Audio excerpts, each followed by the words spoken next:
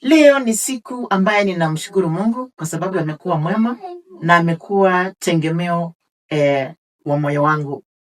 Kuna jambo moja nataka kunena siku ya leo, ni kuhusu kutafuta nguvu ambaye asimpendeze Mwenyezi Mungu. Ni kwa sababu ya kutafuta nguvu ambaye asiwezi enenda na Mungu. Unakuta mtu uko na shida, lakini wakati umeenda kaingia kwa nguvu zingine, unakuta zile nguvu zinaharibu mambo yako yote. Nasema hivyo kwa nini?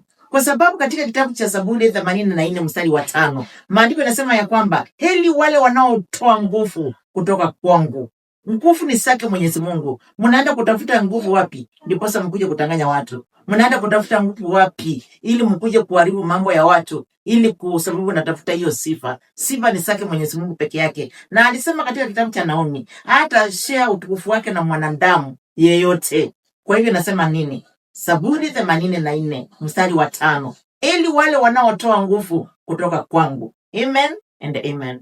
Sayuni TV, neno la Bwana.